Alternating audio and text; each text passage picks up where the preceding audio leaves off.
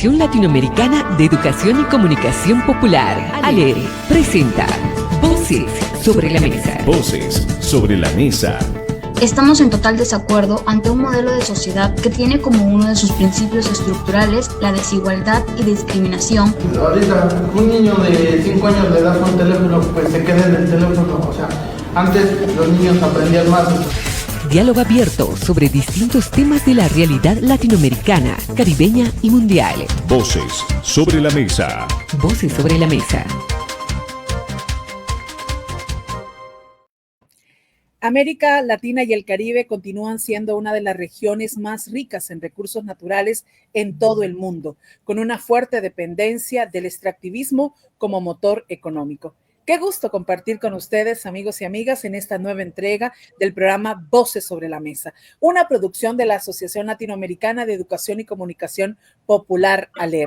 Doy la bienvenida y agradezco este espacio a mi compañero de presentación, nuestro querido amigo Alexander Medina, desde las radios Fe y Alegría hasta Venezuela. ¿Qué tal estás, Alexander? Buen fin de semana. Hola, saludos Yolani y también a nuestro invitado y a todas nuestras socias de la Asociación Latinoamericana de Educación y Comunicación Popular, ALER. Bueno, un placer también acompañarte en esta semana en Voces sobre la Mesa con un tema súper interesante, súper vigente. Se habla muy poco en las noticias, pero por supuesto también impacta en la vida de nuestros pueblos y con nuestro invitado que vas a presentar a continuación. Sí, sobre todo es fundamental para la agenda de estos medios latinoamericanos y caribeños. Queremos agradecer profundamente el espacio que nos regala Germán Niño. Él es el coordinador de Economías Transformadoras y también integrante del comité FOSPA. Con él vamos a estar profundizando sobre este impacto que está teniendo el extractivismo en esta región. Germán, gracias por atendernos, gracias por compartir con esta región tus conocimientos y tus reflexiones acerca de este extractivismo que se vive y se siente en carne propia en cada una de las comunidades. Bienvenido, ¿qué tal estás? Muchísimas gracias, un saludo muy especial a ustedes, por supuesto, por la invitación y a todas las personas que nos están escuchando y viendo en este importante programa. Gracias por la invitación. Germán, yo creo que la primera pregunta como básica y pedagógica para iniciar este Voces sobre la Mesa es explicar hoy en día cómo entender el extractivismo, ¿no? Podemos remontar a tiempos de la colonia, podemos incluso recordar la publicación del periodista uruguayo, la producción de Eduardo Galeano, las venas abiertas de América Latina, pero hoy en día cómo entender el extractivismo y cómo está funcionando. Yo creo que el extractivismo tenemos que hoy hacerlo visible, igual como fue en el pasado, dentro de lo que significa la división internacional para la producción y el intercambio que hay en el mundo. Nosotros y nosotras aquí en América Latina tenemos una particularidad y es que hemos sido asignados dentro de esa distribución como al rol de ser países productores de materias primas. Y eso nos coloca en un carril, en una forma de proceder ante el mercado internacional, donde el extractivismo se ve como el motor más fuerte, más poderoso. ¿Sí? La extracción de estas materias primas son las que alimentan todo el sistema de producción y posteriormente el mismo sistema de intercambio y de mercado que luego nos regresa a través de productos ya elaborados. Entonces, esa es como nuestra histórica y hoy presente situación, solo que en este tiempo se ha agravado con algunos elementos adicionales que quisiera poder comentar. Y cuando estamos hablando, Germán, sobre todas las riquezas que hay en esta región, concretamente, ¿de qué hablamos cuando decimos que en esta América Latina justamente es tan rica que este modelo extractivista se ha instalado y hoy por hoy sigue siendo ese motor económico de las economías latinoamericanas? Bueno, hay que sacar la lista de los productos demandados. En primer lugar, por supuesto, está todos los hidrocarburos, gas, petróleo, en los principales, que es uno de los renglones más activos. Otro renglón es el de la minería, en todas sus vertientes, en todas sus explotaciones tradicionales, como las del cobre, como las de aluminio, en fin, ¿cierto? Y también las nuevas fuentes de extractivismo, como son los materiales raros, digámoslo, de sustancias que también están alimentando fuertemente la industria de los microprocesadores y demás, donde estos elementos son sustanciales. Otra faceta del extractivismo es la agroindustria, porque se extrae el agua y se extraen los materiales que son, digámoslo, los nutrientes de tierra para poder producir alimentos, ya sea para la producción animal o para la producción o para el consumo humano. En esto, entonces, la gama se refleja en las necesidades del mercado. Ahí encontramos todo lo que se necesita, madera, hasta animales exóticos, es decir, la gama va desde lo legal hasta lo ilegal, porque también vienen las otras esferas de la economía ilegal, donde también el extractivismo se hace presente.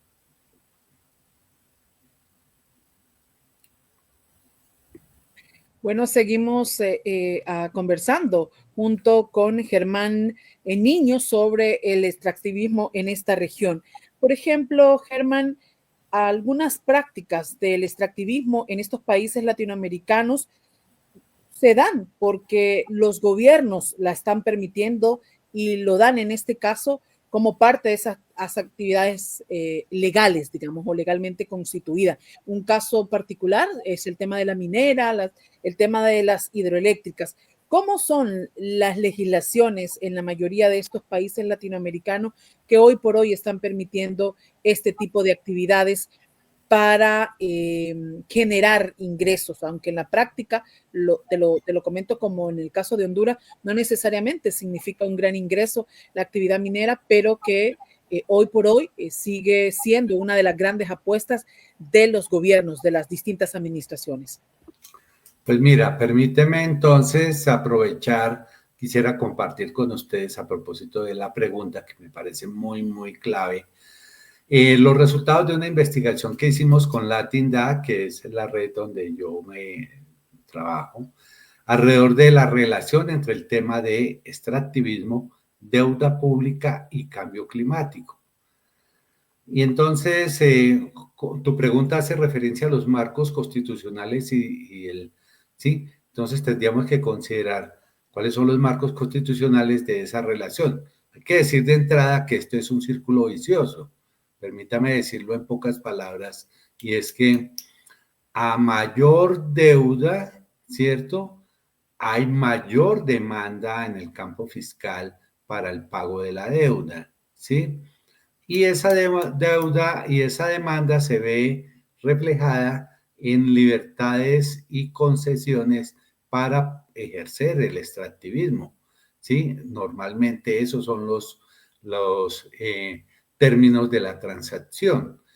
Y al aumentar el extractivismo, disminuye la capacidad natural de los sitios donde esto se realiza y en general para los países para afrontar, y hace mucho más extremo esto que ya tenemos hoy presente todos los días, que es el tema del cambio climático. Entonces, mayor extractivismo, mayor deuda pública, mayor fragilidad frente al tema del cambio climático. Entonces, en ese orden de cosas, digámoslo, encontramos este primer círculo vicioso y, por ejemplo, en el caso de la deuda, ha venido aumentando desde 2010. Incluso uno pensaría que para efectos luego de la pandemia o relacionado con la pandemia hubiese tenido algún cambio significativo. Por el contrario, se ha aumentado significativamente la deuda para los países. Eso hace que tengamos, digámoslo, una complejidad que tenemos que abordar porque no se trata solamente de detener el extractivismo, sino, por supuesto, romper los círculos viciosos que este tipo de producción genera. Mira, en términos incluso de algo que luego se vuelve paradójico, encontramos que hay otro tipo de deudas, que es la deuda climática y la deuda ecológica, ¿sí? Esto hace que cuando tú ves el caso de las deudas, ¿sí? El balance de las deudas entre los países del norte y del sur principalmente, nuestra deuda se matiza a la hora de observar quiénes son los deudores ecológicos y los deudores climáticos más importantes. Entonces, esto hace que las relaciones, este tipo de relaciones, las tengamos que percibir en un mundo en transición, en una época de crisis civilizatoria. Todo lo que hoy vemos con el presidente Trump y toda esta forma de proceder que nos sorprende y demás, que ya abre, digámoslo, un capítulo de las relaciones crudas y de donde la cooperación y todo este tipo de formas de crear humanidad, pues desaparecen a la luz de estas posturas, pero en el entendimiento que el mayor deudor de deuda pública del mundo y el mayor deudor de deuda ecológica del mundo son los Estados Unidos. Entonces, esto hay que irle como la cebolla quitando capas para ir llegando como a la nuez del asunto, ¿no? Sí, y esa gran deuda pública a nivel mundial que dice Germán tiene Estados Unidos, que lidera Estados Unidos, se traduce en que, por ejemplo, en petróleo, en gas, hay otros recursos naturales también con los cuales va complicando Estados Unidos a países de América Latina. Ahorita pienso, por ejemplo, en el litio de Chile, en el litio de Bolivia, por ejemplo. Mira el caso de Bolivia. Caso de Bolivia, y nosotros hicimos la indagación en Bolivia y encontramos que Bolivia es uno de los países con mayor crisis. Mira el caso, tiene a este punto una caída de reservas internacionales muy importante, ¿sí? Tiene escasez de dólares a su interior, ¿sí? Un agotamiento de las fuentes de explotación, principalmente en gas, ¿sí? Por consiguiente, más minería y más impacto en la Amazonía, que fue donde vimos especialmente los casos, que forzan, que están presionando la deforestación. Recordemos hace unos años atrás el escándalo que tuvimos a nivel global cuando en la Chiquitanía se quemaron aproximadamente 10 millones de hectáreas para abrirle campo a la siembra de alimentos de soya y otros alimentos destinados a abastecer mercados chinos, ¿sí? Entonces, es el caso, digámoslo, ¿sí? O uno de los casos que podemos verificar. Todos los demás nos movemos en la misma escala, ¿sí? Unos un poco menos, otros un poco más, en fin, pero presionados por esas fuerzas económicas. Germán, justamente algunos medios de comunicación reflexionaban y a partir justamente de 2-3 años abrieron algunas secciones, algunos bloques informativos para hablar del tema de si es posible lograr, ¿verdad? Todo el tema de una economía sostenible, una economía que verdaderamente hable de otro tipo de actividades, ¿verdad? Que se puedan sostener en esta región. Pero me llamaba la atención que muchas titulaban y reflexionaban alrededor de la pregunta sobre si Latinoamérica está condenada a estas economías extractivas. ¿Qué tendrías que decir sobre ello? Pues mira, ahí en este caso en América Latina hay varios desafíos. Por supuesto, esto es una tensión que se mueve en el día a día. Hasta hace pocos teníamos una situación diferente.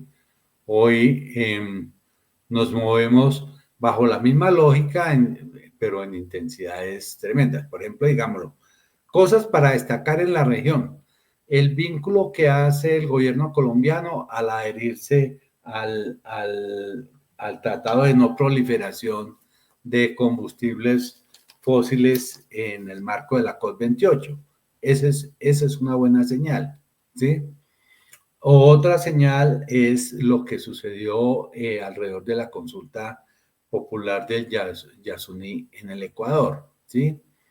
Hay que, en este caso, afilar mucho los ojos porque la región va a tener una agenda internacional vinculada con estos temas muy intensa, que incluye la reunión de los BRICS, ¿sí?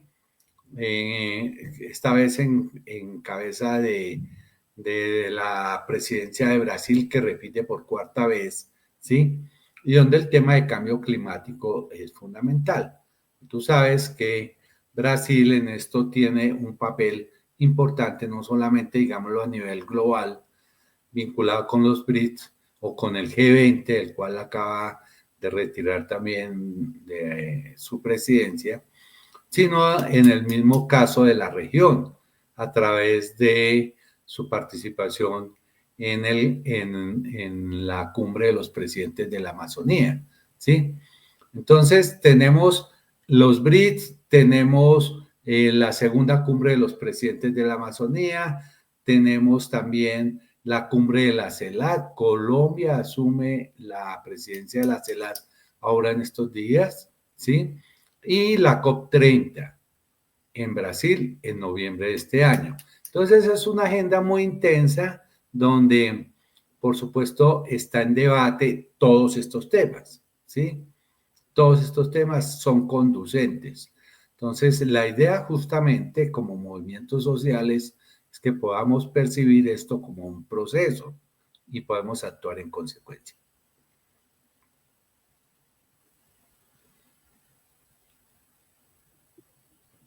Tu micrófono, Alexander, por mientras habilitas. Bueno, seguimos conversando y yo quiero consultarte justamente porque entendemos, ¿verdad?, que se hace una lectura, sobre todo el sector empresarial o grandes inversionistas, de las grandes ganancias y del desarrollo que le pintan para las comunidades. Pero, ¿qué papel juegan, por ejemplo, las comunidades y ese movimiento social del cual nos iniciaste a hablar, Germán, en esta ardua lucha por entender que es la vida, ¿verdad?, de esta madre tierra, pero que no es, en este caso, creo yo, que se pueda comparar los ingresos que deja esta industria con las necesidades de la gente. Entonces, está el movimiento popular, social, comunitario en América Latina, sabiendo que hay matices, ¿verdad?, en toda la región, capacitado, fortalecido para hacerle frente a todo esto que acabamos de comentar, a esa gran industria que hoy por hoy quiere acaparar todos estos bienes naturales y sobre todo los territorios. Pues mira, es una obligación, indudablemente. Si la pregunta es hoy, no, ¿sí? Que si la pregunta es, ¿estamos en el camino de construirlo? Sí, ¿sí? Y las expresiones son interesantes. Yo hago parte del Foro Social Panamazónico y este foro viene desde el año 2000 reuniéndose de manera periódica. Hemos estado en la última cumbre de presidentes de la Amazonía y tuvimos la oportunidad de llevar nuestras ideas y nuestras ideas se reflejaron en la cumbre, en la declaratoria de los presidentes. Sin duda, los gobiernos y los sistemas mantienen una vigencia por un tiempo, lo que hace que nosotros como pueblos tengamos una vigencia todavía superior, ¿sí? Los pueblos son más permanentes que en los mismos gobiernos. Y en el caso latinoamericano, ese péndulo entre derecha e izquierda nos desafía para entender en qué lugar estamos. Entonces, este es un momento una oportunidad histórica de los movimientos sociales. Lo vemos en el caso de las mujeres, ¿sí? Las mujeres han avanzado de manera significativa si tomamos los últimos 30 años al punto de hoy, han avanzado de manera significativa, lo cual no quiere decir que ya estamos en otro momento, pero han avanzado. Lo mismo que tiene que ver con el tema ambiental. Todo eso ha sido jalado en el caso de nuestra experiencia por la presencia de los movimientos sociales. Lo que hay que entender es también cómo se mueve un pensamiento y cómo se mueve una acción política. En el caso colombiano, ¿sí?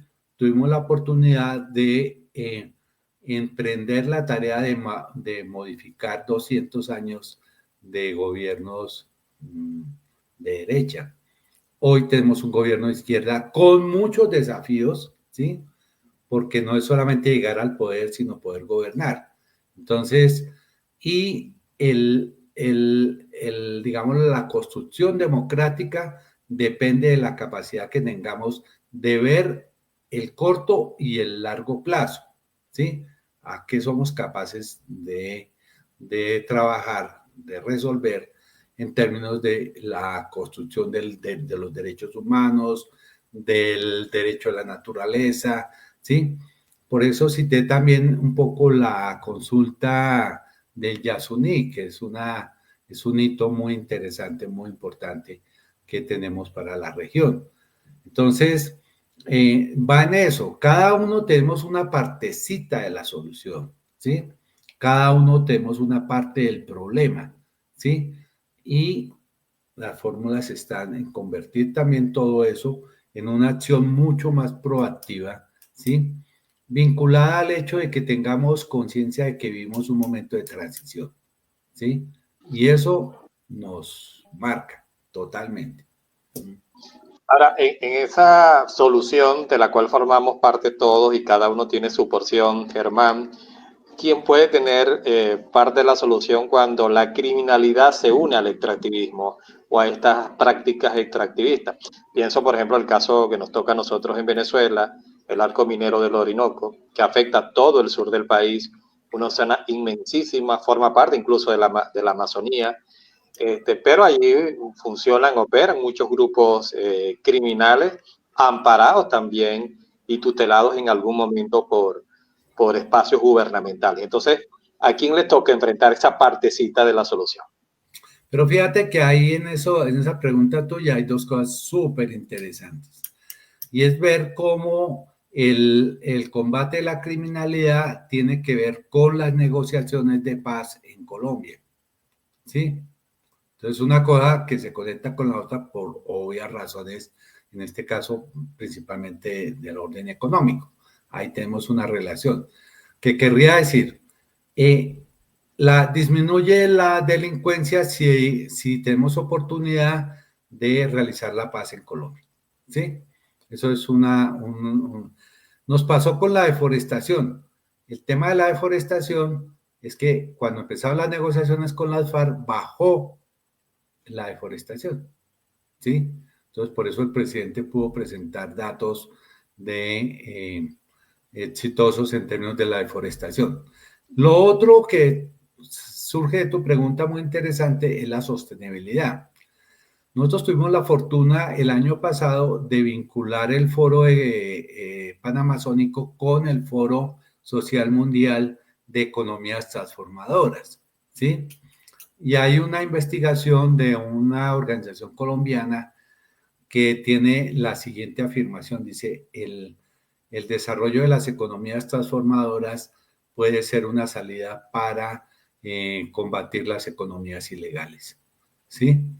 Entonces, son entradas que hay que explorar, ¿sí? Dentro de lo que significaría salir de esta encrucijada, ¿no?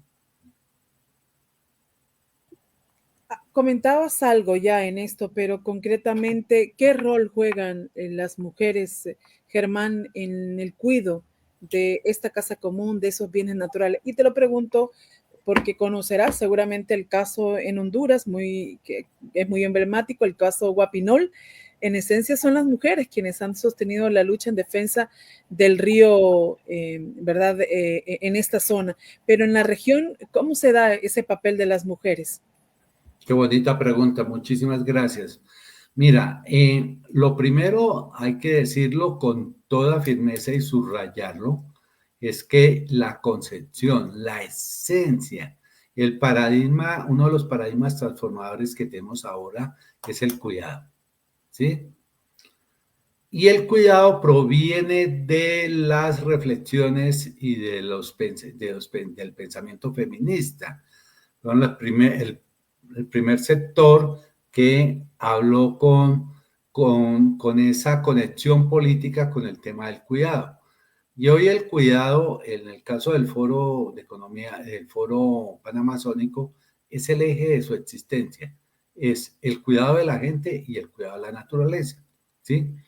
Tanto así que eso se ha ido, como tú lo mencionas, en el caso de Honduras, pero también en el caso peruano, en luchas significativas por los derechos de la naturaleza, ¿sí?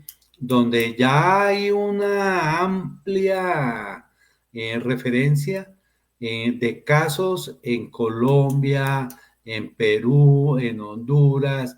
Y el mismo caso de Yasuní es un caso de derechos de la naturaleza, que cambia la concepción del derecho, porque hasta ahora el derecho ha sido dedicado a los seres humanos, e introduce a la naturaleza como sujeta de derechos.